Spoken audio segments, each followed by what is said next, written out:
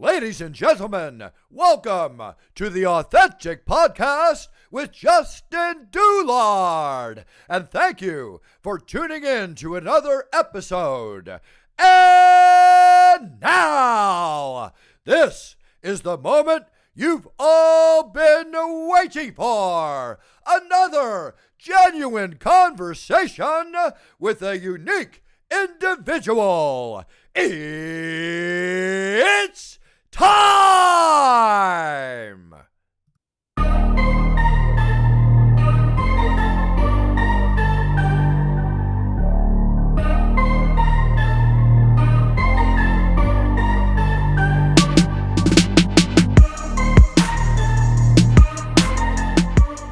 Okay, ladies and gentlemen, I hope you all are having a fantastic weekend, and I appreciate you tuning back in.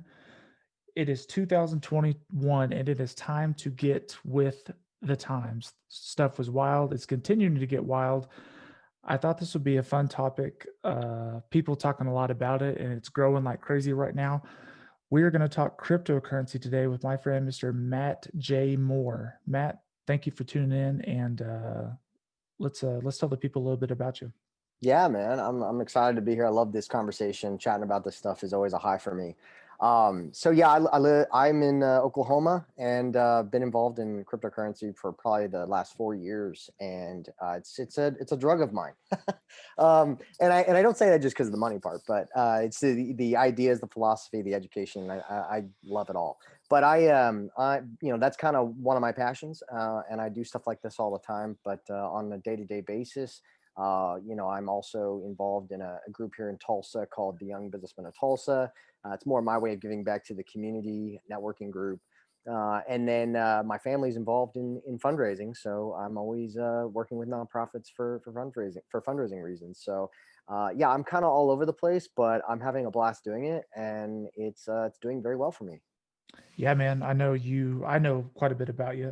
I've known you for, I don't know, 4 or 5 years, and then followed you and whatnot. And we got started with my crypto stuff, I think about 3 years ago. Yeah, yeah, that's right. I remember I came up and saw you. Yeah, I have not, and I'll talk about that further too. I have not done a lot with it, but I did put some money in, and it's been sitting. Um, but yeah, I thought you'd be a good guy to have on because I see all your stuff. I know you've been in it for a while, and I know you're super savvy in all the stuff you do. You know, like you said, you run your business.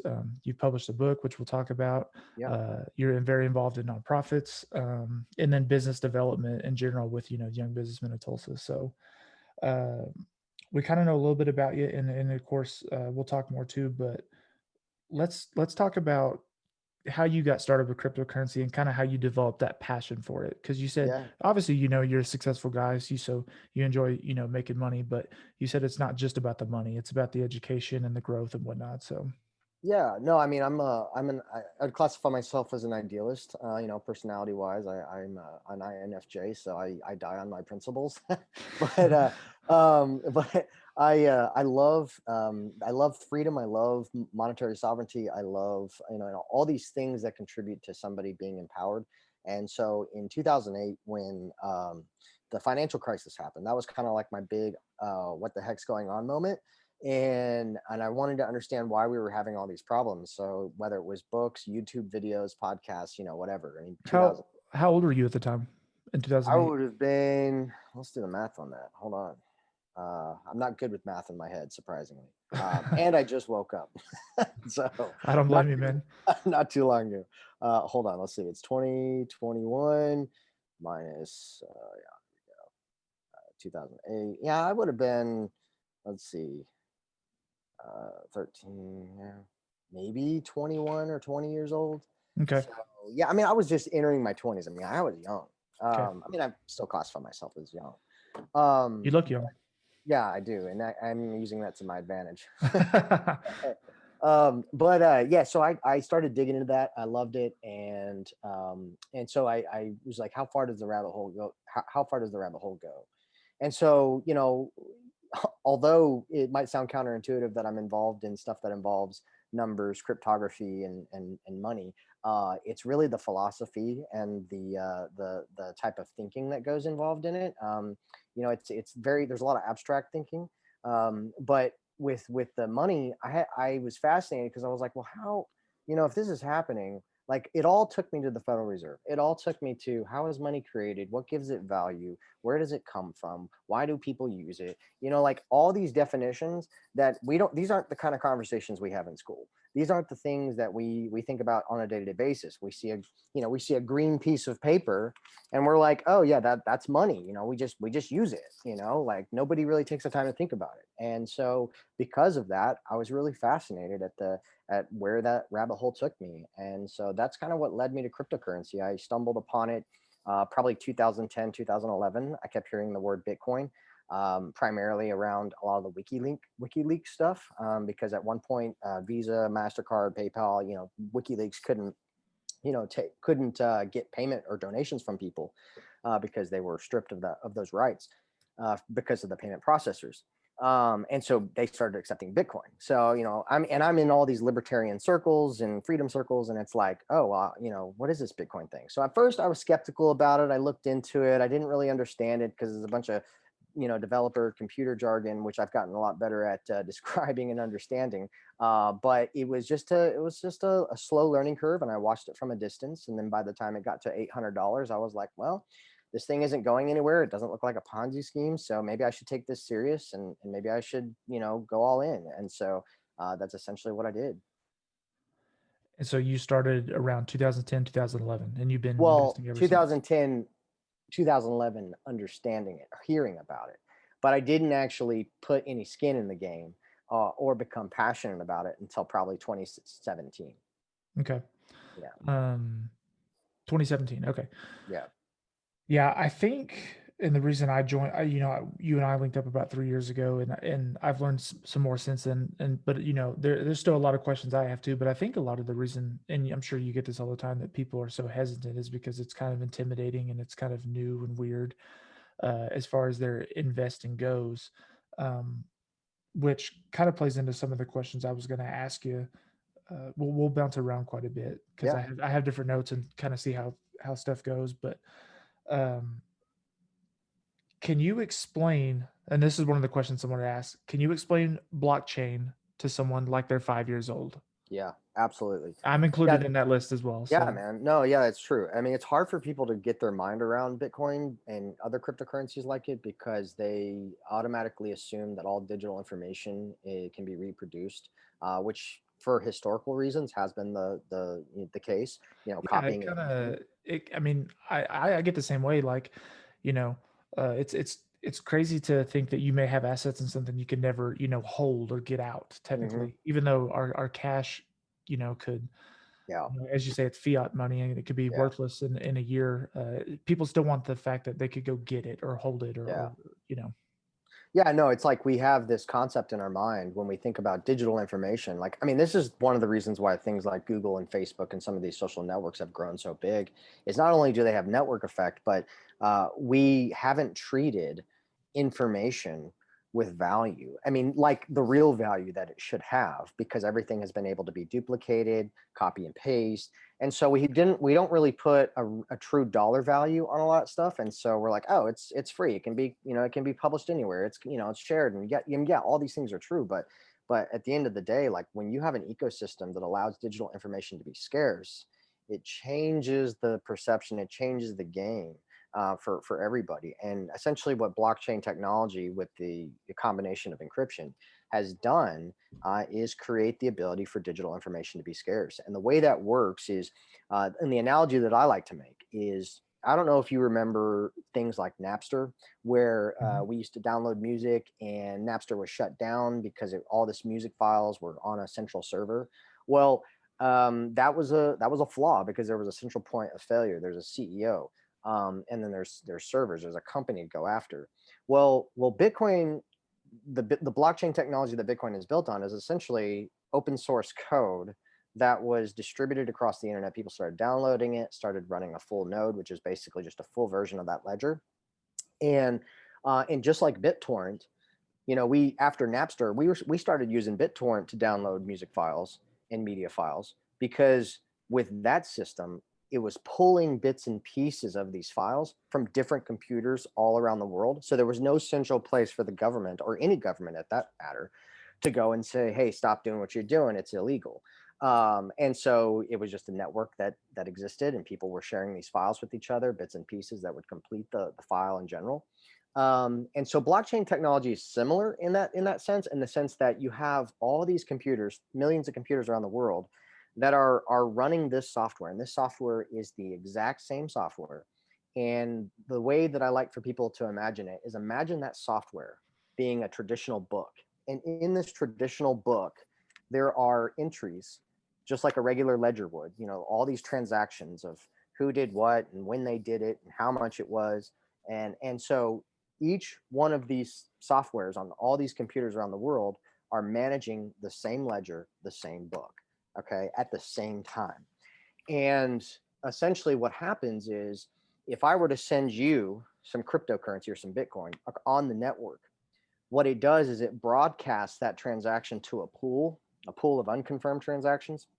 And then all of these computers that are securing the network and what they call mining, these computers are going to grab from that pool of transactions. They're going to put them in their own blocks, and they're going to essentially try to solve a mathematical equation, a really tough mathematical equation.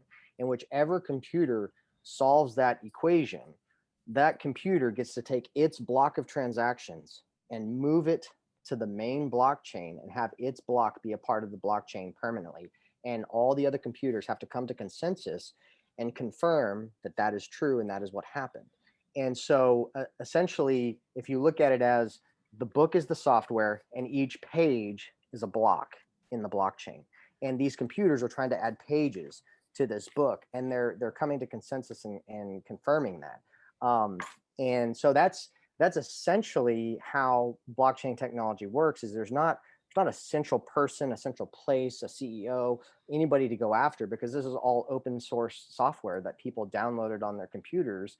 And essentially, these people who are securing the network, that are solving these mathematical equations to win the right to have their block added to the blockchain, when they do that, they are not only validating transactions, but they are winning Bitcoin. They are mining Bitcoin. They get rewarded in newly minted Bitcoin. And I think it's by the year 2140, the last Bitcoin will be mined. And so every 4 years, 2140, the last Bitcoin will be mined. Not mined, but if you could imagine a somebody mining for gold.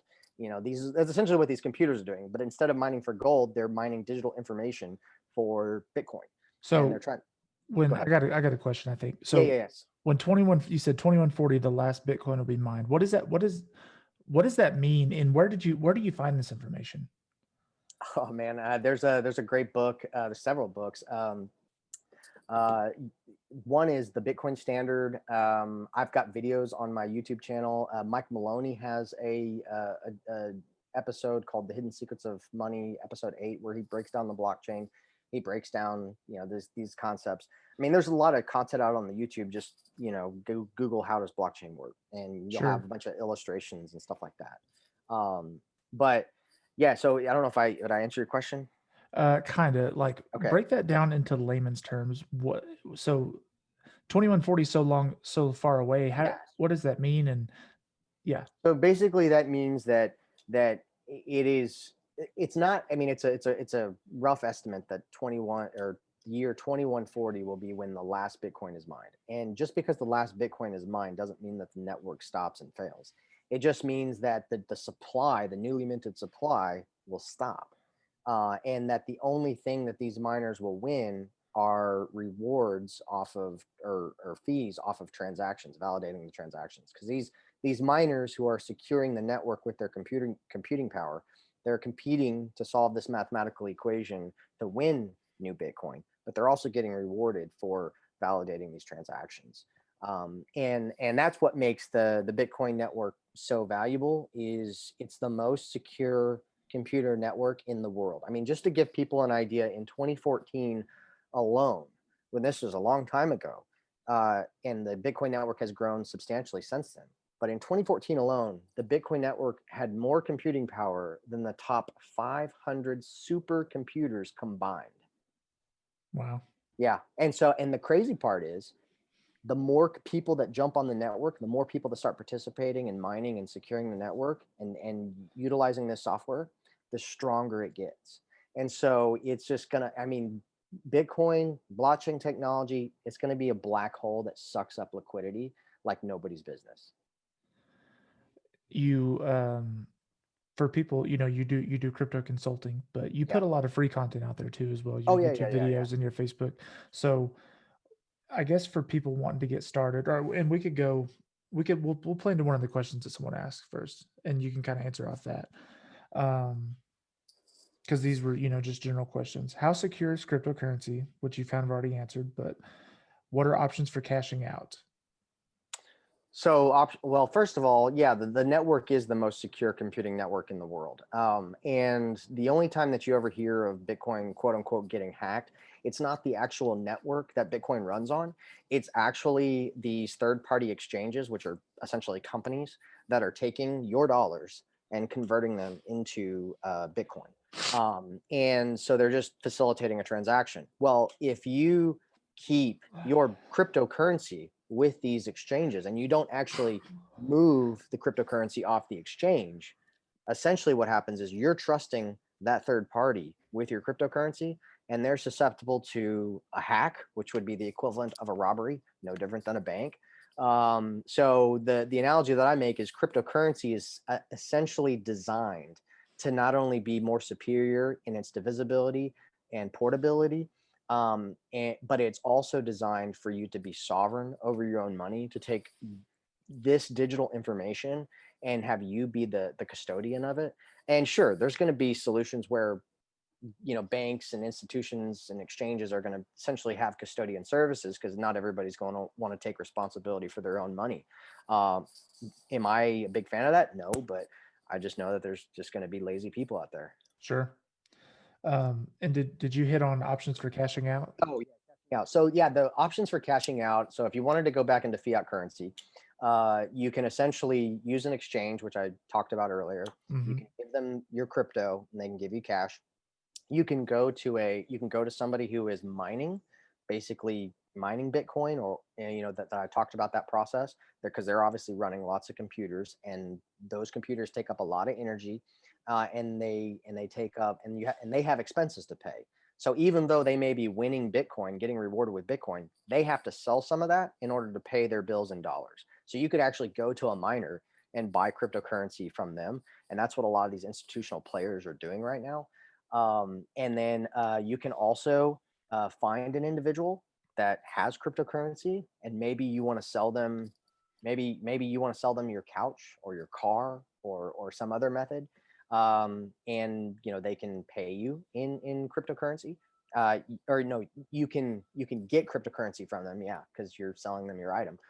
You could work for cryptocurrency. You could make a deal for, like, for instance, when I consult people, I'm like, hey, you do have the option to pay me in cryptocurrency. Like, I will accept that. So there's multiple ways of doing it, but those are the primary ones. How do you like, it's such a dumb question for the everyday person, but it's questions I have, and I think other people too. So you're like, you can pay me in cryptocurrency, I can sell my couch for cryptocurrency. Yeah. Um, how do you value that? Like, it's so easy to be like, hey Matt, I'm gonna, you're worth $20 an hour to me per se. So, I'll give you $60 for 3 hours. How do you value in cryptocurrency or get paid? How do you Yeah. calculate that? Same with your So couch. yeah, so every day, at every moment, cryptocurrency is being traded on the marketplace, on exchanges. And you can take all that data from those exchanges and see what it's trading at. And you could say, okay, if I'm going to measure value, if I'm going to measure wealth in government dollars, then I'm going to say it's worth this much today. You could actually include a fee on there, because a lot of times it just depends on how you want to go about it. But I mean, like, I could just literally look at the market and go, okay, well, here's the market price today for Bitcoin, or here's the market price for Bitcoin this hour. And sure, is Bitcoin, something like Bitcoin, easy to use as something, as a form of currency at this very moment, due to its volatility, either up or down. It's challenging right now, but the thing that people have to understand is, big money goes through an evolution. It's first a collectible, Then it becomes a store of value, which is the stage that we're entering into. Then it becomes a medium of exchange, and then it becomes a measure of wealth. And the way people have gotten around the volatility aspect of it is they use what they call stable coins. And stable coins are essentially a cryptocurrency that's backed one for a dollar or for a euro or for whatever, government currency you want to use. And that's one way people can address that issue. But the way Bitcoin is evolving is Bitcoin is in the trend of becoming a true hard asset money, and it's becoming like a digital form of gold. And through this discovery process and through the adoption process, through that adoption curve, there's going to be changes. The marketplace is trying to value, okay, what is the real value of this? Like, how, what's the utility? Like, and we could potentially be in a super cycle, for this go round for the next year. What is a super cycle?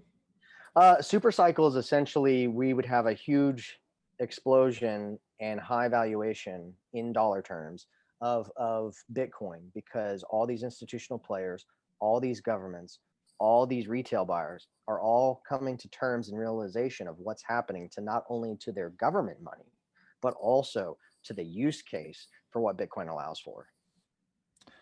I want to go back to these questions, so I'll keep that in mind. But I kind of want to play off what we're talking about now. You, like I said, I've known you or followed you and been connected with you for probably 4 to 5 years, maybe a little longer. And one thing that people like to do, it seems like it's fun, and kind of see how well educated you are about it, is make predictions on Bitcoin, where we're at, what's going to happen in the next 60, 90 days, 3 years.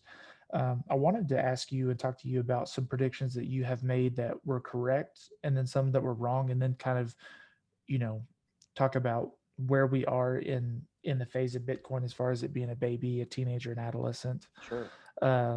Yeah. So if you could elaborate more on that. So Yeah, yeah. I mean, if you go back and watch any of my videos, like the upload dates on YouTube are not accurate, because I just started my YouTube channel like a couple months ago. Okay. But all of my stuff that I've been posting video wise has been Instagram and Facebook. So if you go back and look at the dates of when I posted it on Instagram with Crypto More, you can see all of my predictions.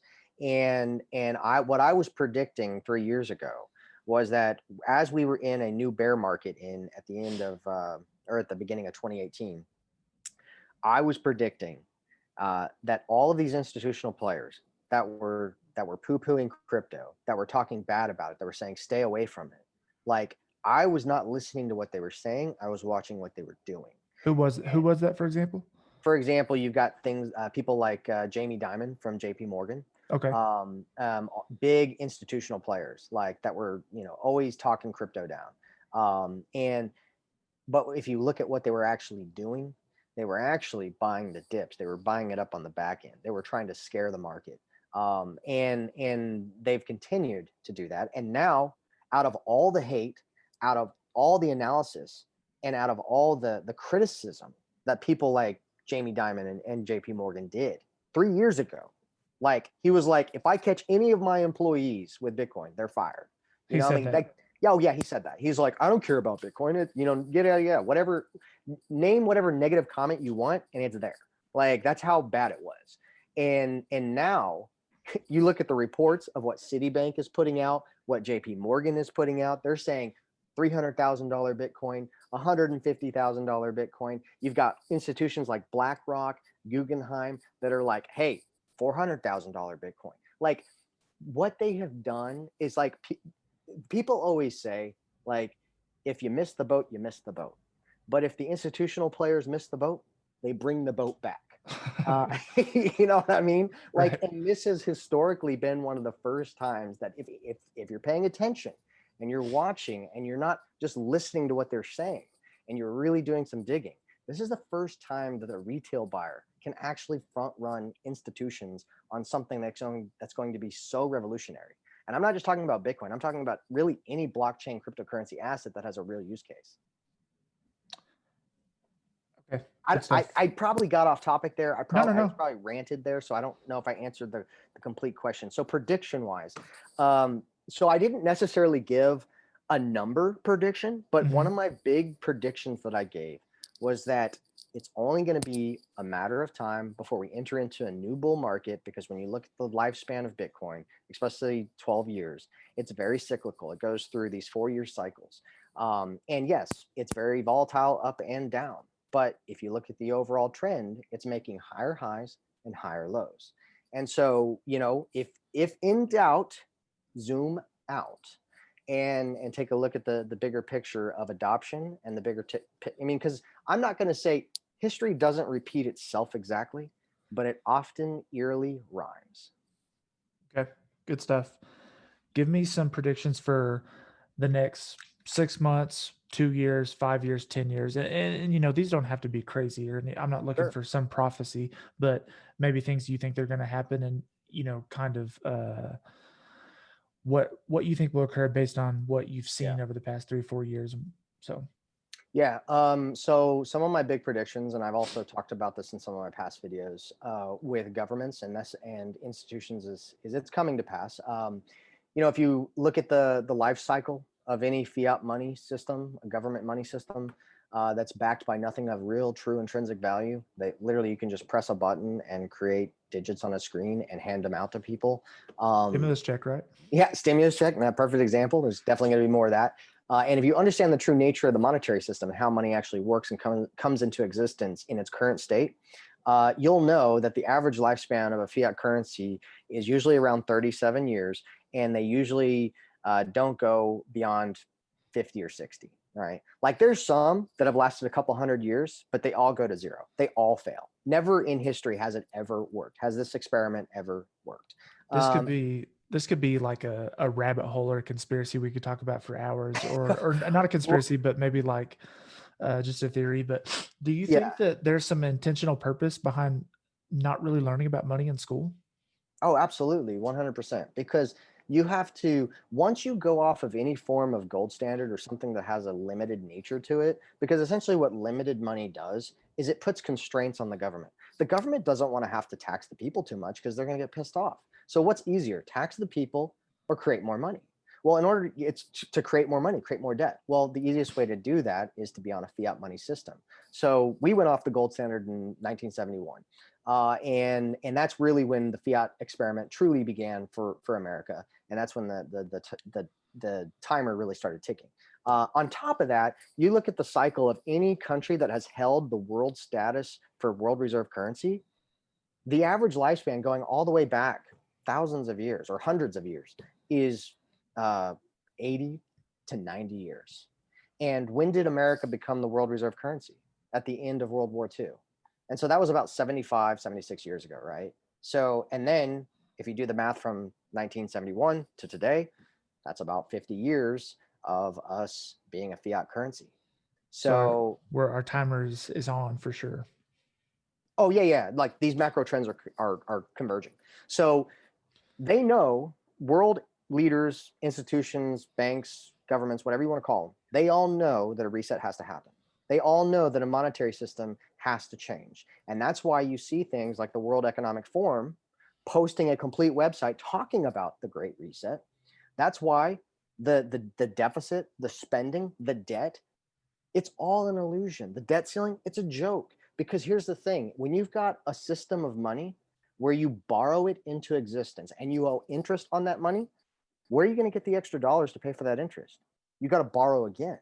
So You just print those checks. You just print those checks, right? And so the debt keeps stacking and stacking and stacking. And any substantial effort to pay down a fiat money system that has a debt like this, anytime you try to pay it off, the whole thing collapses in a deflationary collapse. Or the other option is to print it to oblivion, and we're in Venezuela, right? So the writing is on the wall. People just don't know this history. And it's like, if you don't study history, you're doomed to repeat it. Sure. It's just a little weird and strange that, we are on a fiat financial system. And the first time I heard that term was on YouTube. I mean, Yeah. that's alarming. Yeah. To the fact that, like we said, you never hear about it in school. You don't really learn about any type of financial things in school, or at least most schools anyway, Yeah. No, absolutely. 100%. Good stuff. We're going to go back to some of those questions for the average person, and hopefully these people will listen to this and use it as like a foundation, and then dig into you a little more, because this is only going to scratch the surface, I think. But maybe these people will connect with you and kind of go forward with more of your consulting or watch your videos and whatnot. What are some things to be aware of for people who've never done cryptocurrency or utilize the websites? Some big things to be aware of. Yeah. So big things to be aware of is, if you don't hold your private keys, you don't hold your private seed phrase, which is essentially information that's critical. If you don't hold it, it's not your crypto. So not your keys, not your crypto. And if you store it with a exchange or a bank, I mean, you have to trust that institution, and exchanges have been hacked. Like, so yeah, could they be insured? Yeah. But are they going to pay you in cryptocurrency? Are they going to pay you in the current value of when those funds were lost in fiat dollars that are losing value every year? Like, I don't know. So like, like for me, it's like, I'd rather have, control over my money than having to trust an institution. But that's just me. Like, like I don't want to have to rely on somebody. And cryptocurrency allows for that. So I would, and you got to be careful too. There's a lot of phishing attacks. There's a lot of scams out there. You really got to do your homework. You really got to talk to somebody who's involved in this on a day-to-day basis, because if you don't take private information serious, if you don't take cybersecurity serious, if you're not educated in all this stuff, like, you're going to get hurt. Like, sorry to say it, but like, there's a level of personal responsibility. And if you want to be free, if you want to be sovereign over your own wealth, over your time, energy, labor, and freedom, then you've got to take responsibility. Yeah, that's absolutely true. And I think about that too, because I talk with people about, why it can be people are kind of hesitant because like it's kind of scary. I don't want to get hacked. I don't know what I'm doing. Yeah. But there's the scams out there today, even with anything, are getting really, really, really good. I mean, they get better every day. Like, for example, my wife was looking at this hair dryer. It's called the Dyson Airwrap. It's like a really nice one from Best Buy, but um, you could, around Christmas time, it's like you couldn't find any of them. They're out of stock everywhere. So long story short, she finds a website and she's like, these are 60% off around Christmas. And I look at it and I was like, that sounds like a scam, but let me look. The website it looked very legitimate. It was a Dyson website. There was just one tiny little thing at the end, like the HTML website.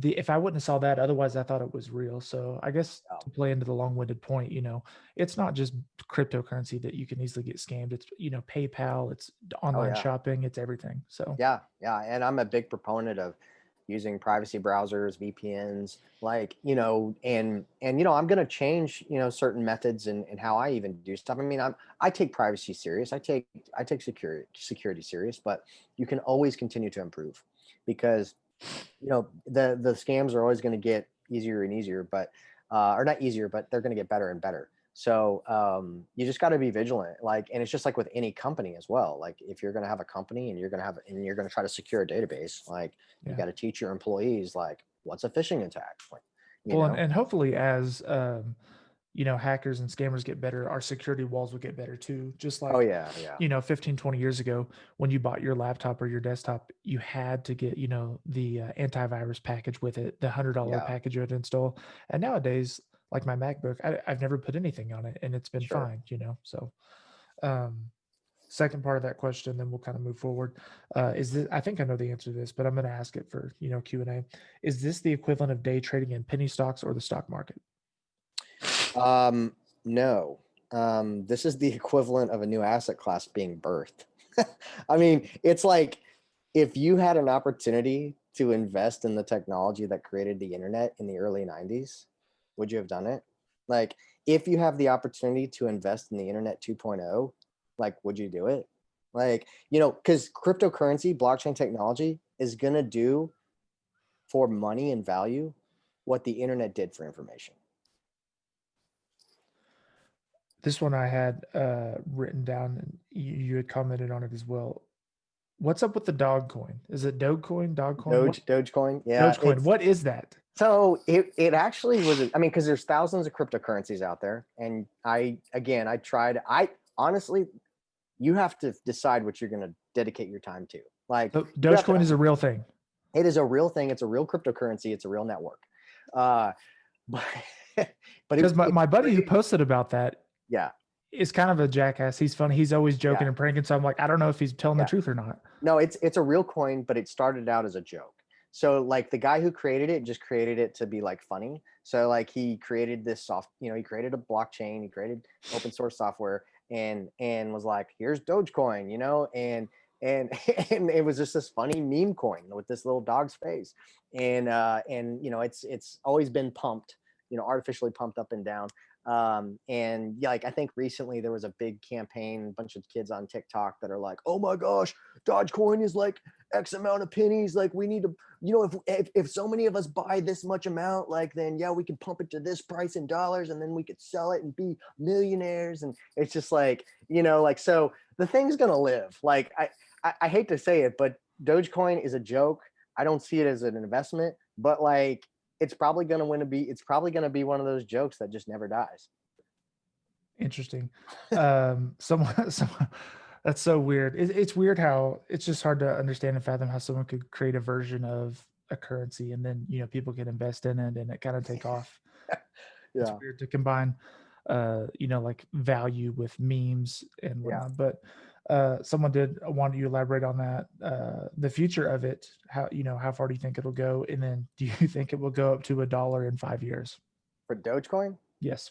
Oh God, I don't know. I honestly, I don't care for it. I don't watch it. I just think it's funny. Like You don't own any of it. I don't own any of it. And I think if somebody's going to own it, like, I guess you could put some money in it and watch it when it pumps. Like, I don't know, there might be another big social media push of some ignorant kids like saying, hey, we got to use Dogecoin. Like, anything could happen. Like, I'm not discounting it. I'm not saying it couldn't go to $1, but you really have to have a use case, and you really got to have a good network and community around it to let it grow and live. So, I mean, yeah, there's a good chance you could make some money off of it when it pumps, but I'm not wasting my time trying to, time it.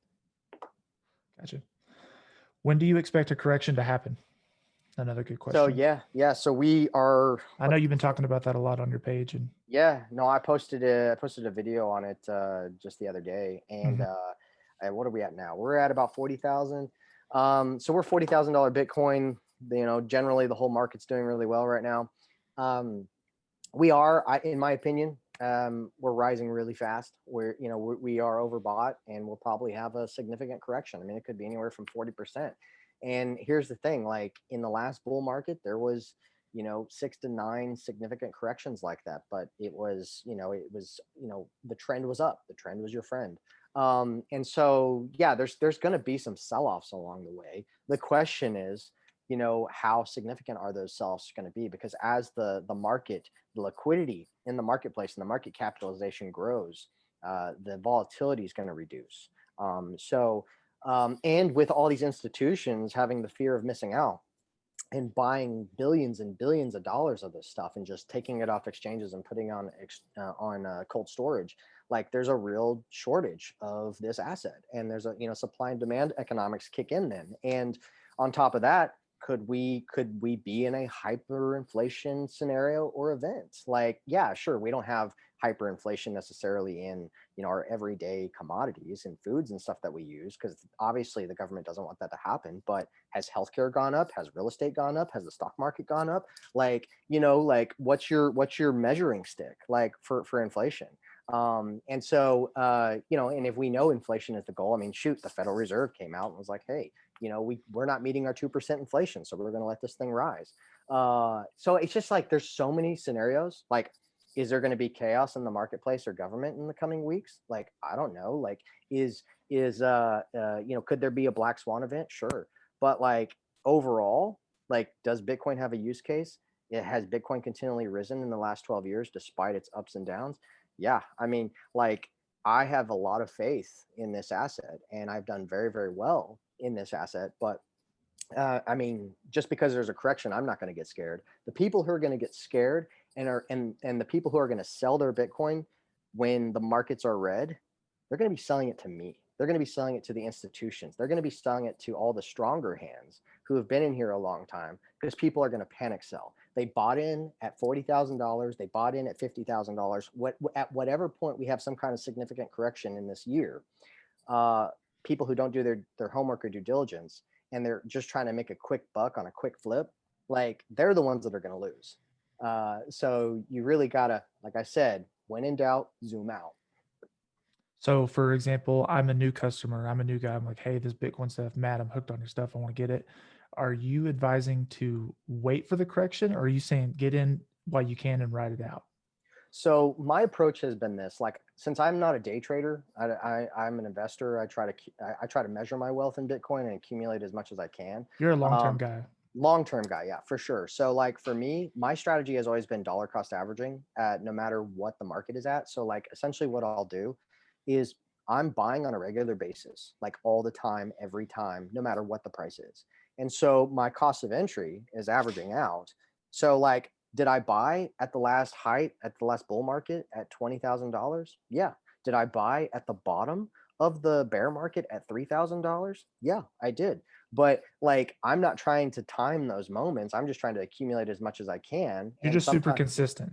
I'm super consistent, and I try to keep capital on the sidelines. So that way, when there is a big dip, I've got some money to deploy and buy into it at a larger scale. But Gotcha. I'm not sitting there trying to watch charts all the time, trying to time when I should get in, get out, because that's not what I'm doing. And that there's also tax headaches for that too. And so I don't advise people to try to time the market. I'd say, okay, do you have exposure to Bitcoin? Because if you don't have exposure to Bitcoin, in my personal opinion, not a financial advisor, this is not financial advice. This is my own experience, my own opinion. If you don't have exposure, some level exposure to Bitcoin, you're being irresponsible. Okay. Yeah, I think that's a good topic and point about just being consistent and looking at it long term. And if you read a lot of finance books, that's what almost everyone says. Eventually, or, to an extent, is this isn't a short term thing. You're not going to get rich overnight. You're not going to get rich in 3 or 4 years. You're going to get rich in 20 to 30 years. And Yeah. if you can return a decent Yeah. um, I guess like a decent average is what you're looking for. Cause a lot of people are, like you said, they want to try to day trade, or they want to try to follow charts, and even the pros sometimes really struggle with that. So Yeah, and honestly, like, yeah, the gains, the returns on this stuff is enormous, and it's going to continue to be enormous for the time being, because it's an asset class that's coming into existence, and it's growing in adoption. But at the same time, like, the people who are getting rich right now are the people who were buying it at $800, $1,000, and $3,000. Like, I've been screaming from the top of the roof, from the mountains for like the last 3 or 4 years, saying, you "Hey, have, you got to buy some of this stuff." And so like people like, oh, it's $9,000. Nah, I don't want to buy Bitcoin. Oh, it's 11,000. No, it's too expensive. 20,000? No way, all time high. Okay, well, it's $40,000 now. So like, and then when we do have the correction, everybody's like freaking out. They're like, I don't want to buy it now. Like, blood on the street. Like, I'm too scared. It's like, you were asking for this dip. Now you don't want to buy? yeah, that's funny. You have, as you say, been screaming from the mountain to buy this. And, I see your stuff all the time. Have I watched all of your videos? No. Do I see every one of your posts? No, but I see a lot of them, and they're pretty consistent with just buy Bitcoin, put your money in there, be safe, be smart, buy it and ride the waves. Yep. There's I guess for people listening or who may check you out, you've never really, as you mentioned, you haven't been like buy it now, buy it tomorrow, or sell Yeah. tomorrow. It's always just buy and ride, be safe, be smart, get in. Yep. You got to get in the water, to kind of get in. So I guess I can, long story short, I can just attest to what you're saying is true. You've been riding it out for a while, and you don't sit there and watch charts, as you say. So Yeah. um, let's talk a little bit about portfolios. So you can kind of hit on yours if you want to go percentages, or if you want to kind of tackle the average American, which is what I think a lot of people can relate to. Yeah. Kind of, because there's so many things out there. People are like, should I get in the stock market? People are like, mutual funds, my 401k, Yeah. real estate. Let's talk about portfolio diversity, and maybe give a good example of like, someone who makes $60,000 a year. Sure. Kind of, what would you advise them? Weekly, monthly, yearly Bitcoin? How? So the thing that you'll realize is the reason why I tell people, don't put more money in there that you're not willing to lose. And I don't say that because I believe it's going to fail. The reason why I say that is because the person who's buying it doesn't understand what they're buying. And when they start to learn what they're buying, and when they start to learn the monetary system, and they start to learn monetary cycles and history, they get more confident in their decision. So I myself would not advise anybody to do what I do unless they know what I know, unless they have the conviction that I have. In fact, I don't have any money in the stock market. I keep very little dollars. You have $0 in the stock market. $0 in the stock market. I have the only amount of cash that I keep is to pay my bills. And I obviously I've got some cash in case of an emergency, but for the most part, my portfolio is cryptocurrency, precious metals, and real estate. Because my goal is I not only want to preserve my purchasing power, I want to protect my wealth. I want my wealth to increase, but I also want to have assets that create cash flow. So, it's two-pronged approach. I want cash flow and I want protection. So I believe that cryptocurrency is going to be the fastest horse in the race when it comes to returns on investment. I hold gold and silver because it's a form of insurance. But if you look at things like Bitcoin, again, if you don't understand the technology, if you haven't studied it, like the thing you got to realize is this is the scarcest asset that man has ever known in the terms of when you look at what's out there and what people are investing in and the network effect, the monetary value that's coming online and the security of the network, like, and the utility of it. Like people realize, like, I love gold and silver. I've always been a gold and silver bug. And I think it's going to continue to do well in the future when you're living in a world of inflating fiat money that's decreasing in purchasing power every year. Like, sure, it's going to do well. But when the demand for gold and silver goes up, capital goes into mining and mining increases. So is there inflation in gold and silver? There can be. There is a little bit, but it's not nearly compared to the fiat money system. Bitcoin is on a schedule, and there's only going to ever be 21 million of them. And every 4 years, that newly minted supply gets cut in half. Just because demand rises for Bitcoin, production cannot increase. So, in other words, You said there's 21 million is the cap. 21 million will be the cap. There's And 18 million of them mined right now in circulation. There's about 5 or 6 million that are lost forever.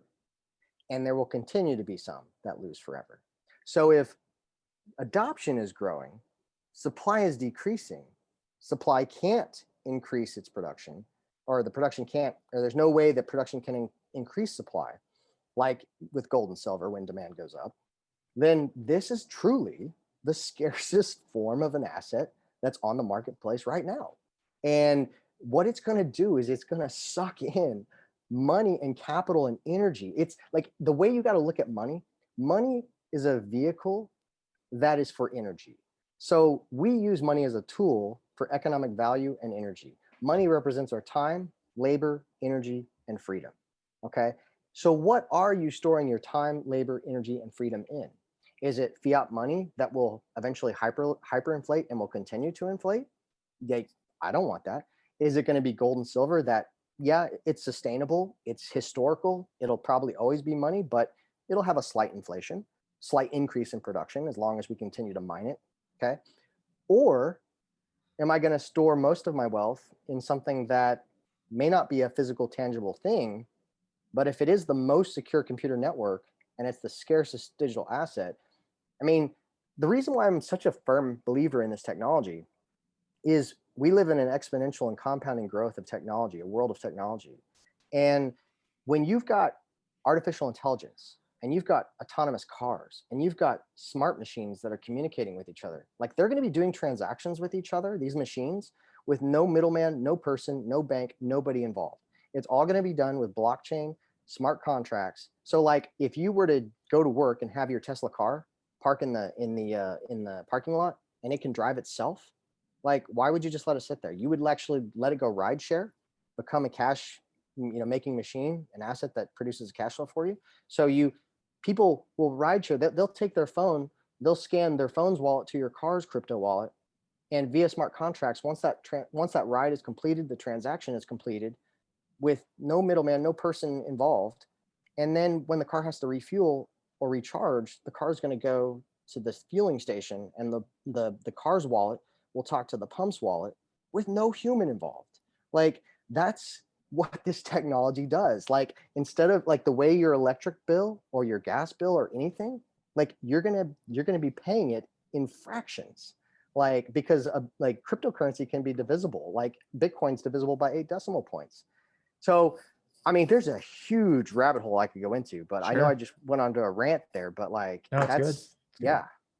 How soon do you think those realities will be here? Give us a prediction. I mean, you could be wrong. Sure, yeah. No, I mean, I think the world that I just described could easily be here in 10 years. 1 decade. Yep. That's crazy. Because look at what the Federal Reserve is talking about. Look what the EU is talking about. Look at all these institutions and banks. They're China rolled out their own cryptocurrency. They're the first nation state to do this. Like, they want adoption. What? I don't let me forget that. Okay. Government and money. Go Yeah. ahead. Like, and when you listen to the testimonies and the speeches of somebody like the head of the IMF or the EU's central bank, or if you look at what the Federal Reserve has talked about, like all these big monetary and financial players, they're saying, hey, listen, if we don't do anything, this technology is going to go around us. Like, they have to adopt the technology. Like that. Go So ahead. at first they kind of denied it, but now they're like, hey, we got to be a part of this, or it's going to screw us bad, right? Is that what you're Yep, saying? Okay. absolutely. Awesome. Yeah. Sometimes the stuff processing is just crazy, but what I was pointing out earlier, it made me think about is, like I said, know who you are. Followed you for a while, known you for 5, 6 years. But I did get on your website, was digging around for some topics and for things who would listen. Talk about, elaborate more on your stuff with the Oklahoma legislator and talking about cryptocurrency with them. I don't know much about that. Yeah. So I had the honor to help author some of the first pro cryptocurrency legislation in the state of Oklahoma. And I've even held an interim study with Senator Nathan Dahm to help educate lawmakers about it. Mm-hmm. There's a lot of fear, a lot of misunderstanding, a lot of misclassification.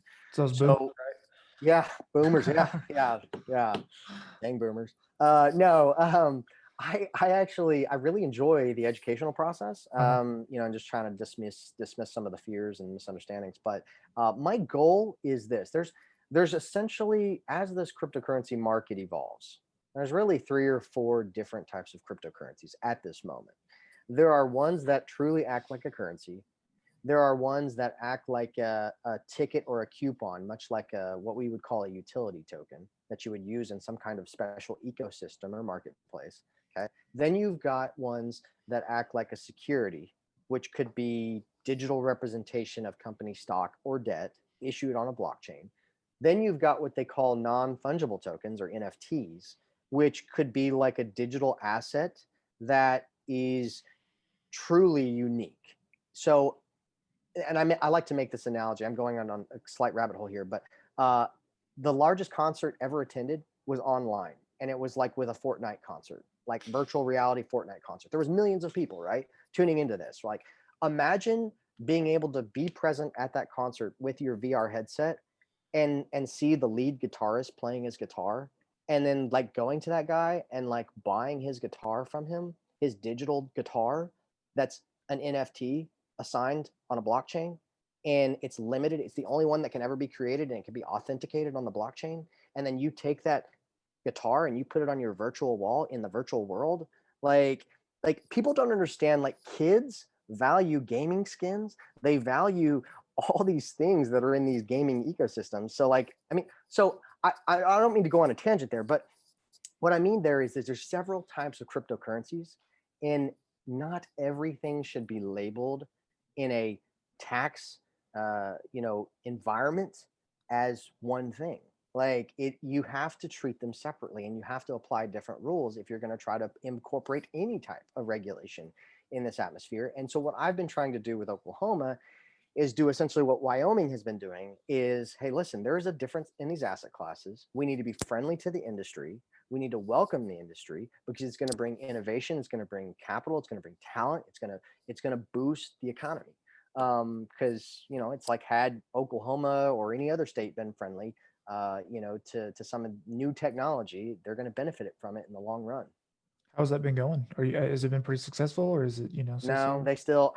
The last time I had bills in the, it got to committee, it was killed in committee because some chick, I'm not going to name her just out of respect. That's She fine. was running. She was running for Congress, and some banker went up to her, and she was the chairman of the committee, and was like, "Hey, I want you to kill these bills." So, so it's just like, it's like, oh well, like I'll keep trying. Like eventually it'll happen, but other states are definitely taking the lead. Did you know much about the involvement?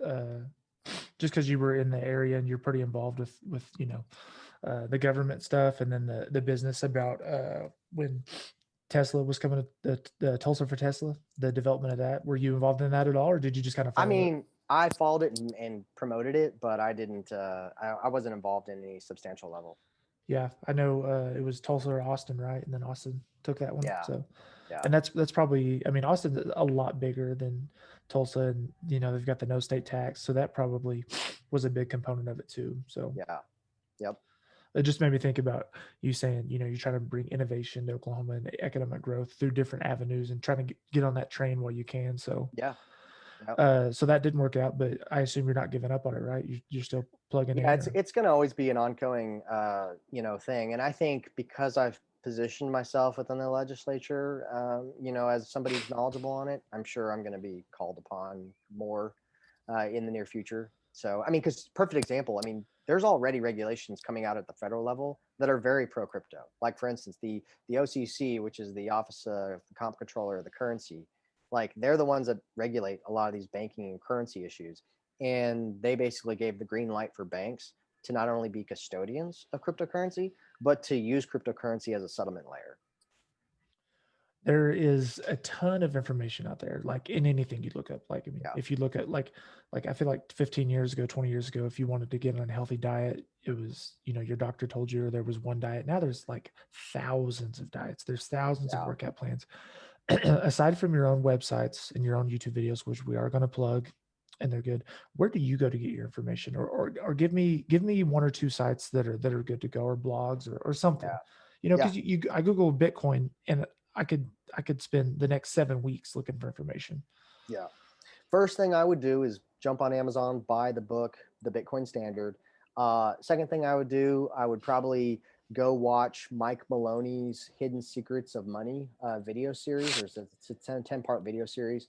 And then the third thing I would do is I would follow podcasts like What Bitcoin Did is the name of the podcast, What Bitcoin Did. And then I would also follow somebody like Anthony Pompliano on YouTube. Let's see here. Who else are some of the YouTubers that I follow?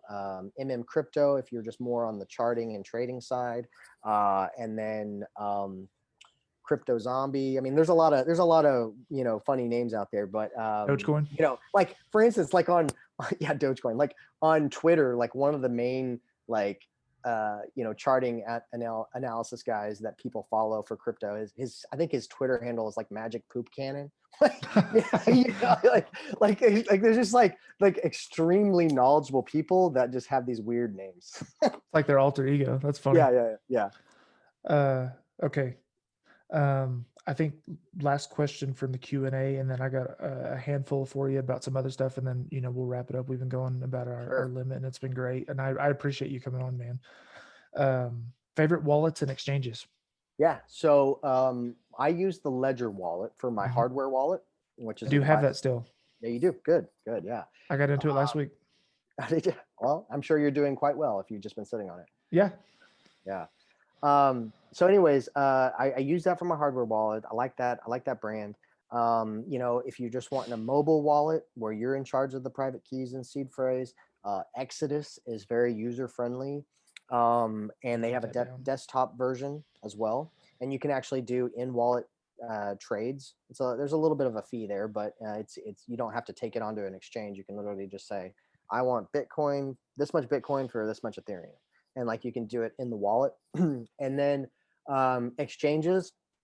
If you're going to go into the altcoin space and speculate in a lot of these new projects or different cryptocurrencies, Binance is one of my favorites, but you're going to have to use a VPN, and you're probably going to have to set it to Germany in order to use it, because Americans are basically not allowed to use the real Binance version. But if you're just wanting like an Americanized, heavily regulated exchange and well trusted, there's they are the cream of the crop in America. It's Coinbase and Gemini. So Yeah, I do. I still have the Coinbase app as well. So I remember you talking about that. Good stuff, man. Great stuff. Wanted to talk to you about your book. yeah, What, talk a little bit about it, what inspired you to write it. And then honestly, I'd like to hear how you published it, how long it took you to write it. And those are just kind of personal questions, but let's sure. talk more about that.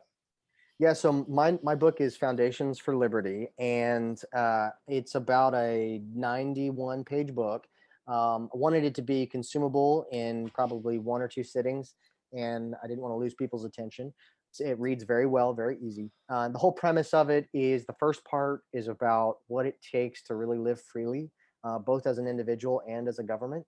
And then also the second part is about the monetary system, so monetary sovereignty. A lot of people will talk about freedom and they want freedom, and that's great. But I truly believe that not only does freedom start spiritually, but freedom starts at the money, because money is the representation of your time, energy, labor, and freedom. So yeah, I think it's a great read if you're wanting to go down some rabbit holes and you want to challenge yourself with some of this thinking. But I made it, like I said, I made it easy to read, and I wrote it. The way I wrote it was a course of 2 years. I didn't really set out to write the book. I was inspired with a thought. I was inspired with an idea, and I sat down and I would jot it down and on the computer. And then eventually, after 2 years of doing that on a regular basis, when I was inspired, I was like, oh wow, I've got enough content to really create a book, and it's kind of all around the same thing. So I just kind of streamed it together, and I hired an editor to take a look at my writing and how I structured it, and she made some changes, and then after hiring the editor, I bought my own ISBN numbers, and then I went to a publisher after I got the artist to do the design for the book cover. I went to a publisher and I had them do the printing of it, but they weren't going to market it because I wasn't going to use their ISBN number. So then I put it on my website, and then I also hired a marketing guy who was known for getting stuff on Amazon and really pushing it. And so was able to work with him, get my book on Amazon, make it a Amazon bestseller in multiple categories. Made number one in monetary theory, and made it in best-selling in religious. I think there was a religious category too. I've got a whole list of what my rankings were, but I don't have them in front of me. Is this going to be the start of book writing, or are you kind of a one and done with that? No, I see myself writing again. I definitely do. I'm actually going to make an expanded version of this, because there's a lot of stuff that's not in there that I really wanted to put in there. So if I think my next venture is just going to do an expanded edition. Outside of crypto and your book, do you got any current plans for you personally? Anything else going on? You got to do some other stuff besides crypto and writing, right? So yeah, so I mean one of my hobbies is just getting involved in politics. I got a lot of friends who are politicians, and they're the good ones, though, the ones that actually care about your freedoms and actually follow what they say. So but I'll probably dabble in politics. I'll write more books. I'll more business ventures. My goal is at the top of this next bull market is obviously I want to continue to increase my crypto game, but I want to take some of that capital and I want to deploy it in what they call either staking or mining, or I would like to, I'd like to buy, I'd like to create just more vehicles of cash flow. Yeah. gotcha. A personal question I got that I've been trying to ask all my guests. I've been slacking, but I got the last three. So give me 2 to 3 songs currently that pump you up when you're working out or you're, working or whatever you're doing. Yeah. Two or three current songs. Okay, so the ones that I've been stuck on for the last month, it's a In the End, which is by Linkin Park, but it's a remix done by somebody named Tommy Prophet. Tommy Uh, Prophet. Okay. yeah, so it's a more chilled version of Hmm. In the End. And then yeah, so that's kind of what I've been listening to the most right now. And In then the I've End got featuring Flurry by yeah, Tommy it's Prophet.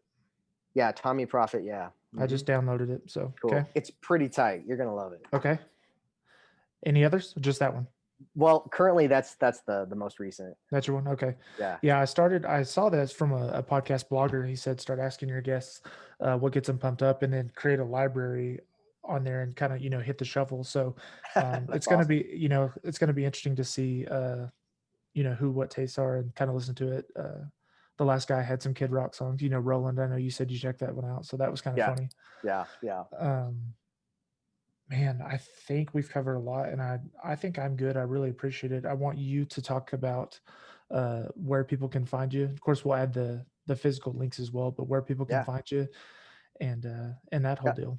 So I have two websites you can go to, and all my social media is linked on there. Hmm. But mattjmoore.com, and that's more with two O's, and then also cryptomore with two O's.com.